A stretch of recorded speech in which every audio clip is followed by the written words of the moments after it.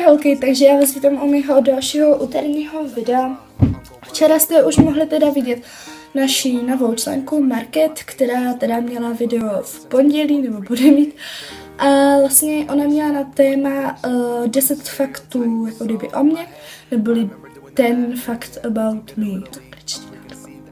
Abyste se o ní něco dozvěděli, že jo, to jsme taky měli, abyste se o nás dozvěděli. A tohle video točím už podruhý a jsem fakt naštvaná, protože jsem s tam tím videem prvním byla spokojená, jako to se moc často nestává. Prostě fakt úprava byla taky, mě se s tím dala zabrat a já jsem to jako kdyby ukládala a už jsem to měla upravený, už jsem si to chtěla uložit a mě to prostě psalo, že mám nedostatek místa. Tak jsem prostě chtěla smazat nějaký fotky, že jo? A smazala jsem si i ty projekty, vlastně ty videa, co jsou v tomhle videu. A já mám takový super program, že prostě já nemůžu, když si vymažu ty videa, co jsou v tom videu, jakože v tom upraveným, tak prostě nemůžu to stáhnout. Což mě přijde úplně nelogický, protože stejně, když už to mám upravený, tak jako to prostě nechápu. Takže to musím natočit znovu. V první řadě se chci taky moc omluvit, že mi nejde vidět prostě celá hlava. Ale já tady na tomhle místě mám všechny videa, jak víte, a už se teda příště pokusím natáčet jinde, protože to vidím i já, že tady je to takový prostě, ale já jsem nevěděla, kde tady mám natáčet jinak a příští video už bude možná jinde. A také jsem, no a jinak téma na tenhle týden jsou oblíbenci za prosinec, já to teda budu číst tady odsaď. A protože tady mám napsané vlastně ty kategorie jsou oči, pusa, obličej, vlasy a jako kdyby písnička oblíbená, tak já už se na to asi vrhnu, aby to video zase nebylo zbytečně dlouhý. Takže první jako kdyby z kategorie máme tady oči, tak já tady mám na oči 2 produkty, no 3, dobře, takže já asi začnu těmahle stínami. Nevím, jestli mám to nějak, protože ono se to hodně leskne.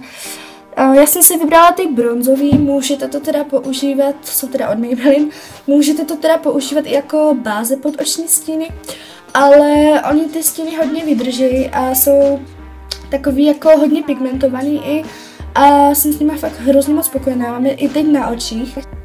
Jo, takže tohle k těmhle stín, ty color tattoo má teď asi hrozně každý, jednu dobu hrozně letěli a já se koupila a fakt jsem je za tu zimu hodně používala. Přemýšlím, že si koupím ještě jiný balení, jsou tam i jiný, ale fakt je doporučuji, jestli přemýšlíte si je koupit, tak rozhodně ta investice se podle mě do toho vyplatí. Jako další mám tady tyhle linky, taky od Maybelline, tady toho dneska bude asi hodně od Maybelline, no a mám tady tyhle linky, které už asi každý zná. Je to úplně boží, já teda si linky dělám ve Fixu, já si linky dělám poměrně často a je to úplně boží čára prostě. Taková, fakt oni vydrží hrozně dlouho.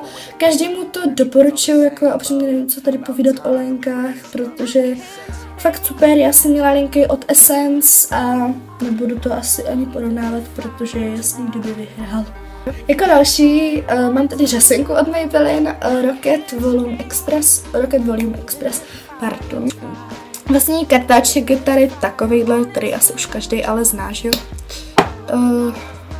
Takhle. To mám sexy znamínko. Já s těma kartáčkama teda se musím teda moc, jako teďko mám poprvé, protože mně se hodně dobře pracuje s těma spíš tlustýma hrozně kartáčkama. Teďko mám tady tyhle malý, ale ty jsou fakt taky dobrý a jestli víte někde, kde bych sehnala takový ten obal, jak třeba Rocketka a Baby Lips. Mě to prostě hrozně zajímá, jo, protože hodně holek, co jsem tak četla, tak to mají. Ale já jsem v tom DMku to vůbec nemohla najít, takže jestli víte, kde to sehnat, tak mi to prosím dolů napište. Jo a ta řasenka je úplně super a každému doporučuji. Neslepuje řasy, vlastně ta řasenka je na to, aby vám je tak jako trošku prodloužila a zhuštila. Prostě dodá efekt a já používám jenom Rocketku, já třeba nepoužívám 3 řasenky nebo 4, mně stačí prostě jedna. Jasně, vypni se mi, pohoda, nevadí.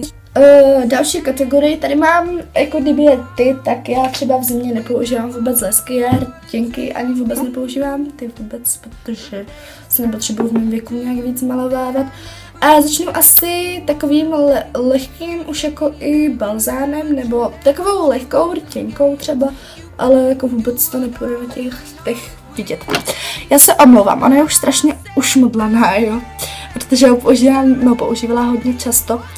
Když dám takhle odstín, tak to asi neuvidíte, protože ono je to fakt hodně světlý. No to asi nevidíte, to je jedno. Takže tohle je to od Oriflameu, moc se omlouvám, nenašla jsem odstín. Já to mám teda objednaný přes internet a já jsem to teda našla někdy v prosinci, nevím teďkom přesně. A začala jsem to prostě používat a je to úplně super, třeba do školy je to jemný, takže si myslím, že jestli nechcete nic jako fakt výrazného, tak toto se fakt hodí. Mám tady fakt typickou mou záchrannou štýr, ty chci jako kdyby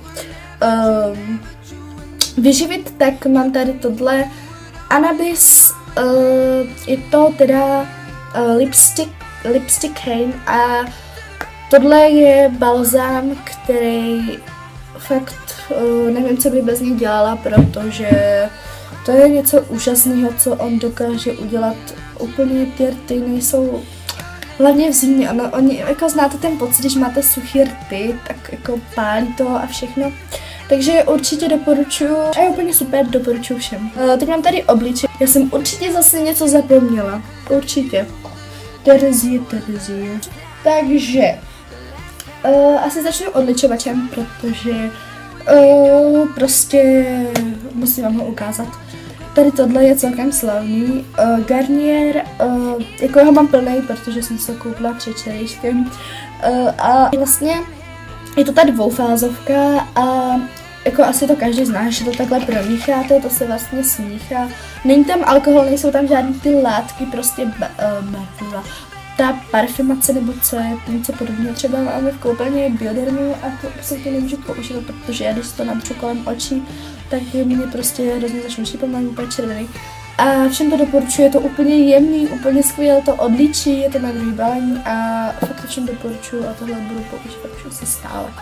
Věc, tady mám tenhle make-up od Rimmel London, teď je to hrozně slavný, co jsem se tak dívala. Já ho mám teda, jsem si ho kupovala na zimu a používám ho asi na zimu prostě. Je to ten Match Perfection a máme SPF 15, vypadá takhle.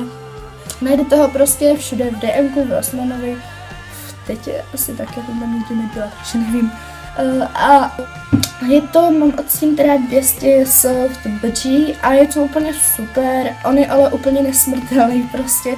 Když se vezmete, že ho prostě používám jako kdyby v prosinci a furt vypadá takhle, jako já teda nemám moc velkou spotřebu, jo. Ale prostě nevím, jestli v tom mají nějaký klam, ale mně to přijde úplně neuvěřitelný, protože jako podívejte se, kolik ho tam je, jako, to je fakt úplně, nechápu to, jestli je to jejich klam, nebo nevím. Ale je úplně super a všem ho doporučuju, fakt jako, jestli chcete nějaký make-up na zimu, tak se určitě kupte. Teď máme vlasy. Takže teď tady máme kategorii vlasů, nebo prostě kategorie vlasy. Tak tady mám tady jednoduchý přípravek, tohle je olejček na konečky, je to od L'Orealu. Já vůbec nevím, kde ho seženete, mě ho teda koupila máma, nebo prostě dala mi ho. Já ho mám vypotřebovaný, takže jestli tady na kanálu třeba budou někdy vypotřebované produkty, tak vám o něm řeknu něco víc. Konečky vám nevysuší, nebo takhle, máme doma ještě jeden celý plný, jakože dole, ale mně se tam nechce chodit, takže jsem vám ukázala ten prázdnej. A já se ho teda schovám, kdyby náhodou, ale je úplně super a jestli ho někdy uvidíte, tak si ho určitě kupte. Jasně, prostě taky nesnášíte ten pocit, když se vždycky vypínají věci. A oblíbená písnička, hej, já si dá něco zapomněla prostě. To není možné, že bych měla tak rychlý video. No takže, oblíbená písnička, tak asi One Direction, já jsem je teda nikdy moc neposlouchala, ale nic jsem proti nim neměla, jakože z začátku to se velmi milovala, ale potom jsem je přestala poslouchat a hodně si mě zase zpátky získali tohle písničkou, myslím, že se to jmenuje Story of My Life. Asi jo. Je to úplně boží písnička, jestli jste to neslyšeli, tak se na to určitě musíte podívat, protože je to úplně super písnička. Já to dokážu poslouchat třeba i 20krát za den a prostě nevím, oni to asi přespívali, já teď vůbec nevím přesně. Ale určitě si to poslechněte, tady máte nějakou ukázku. A jako to už je asi všechno.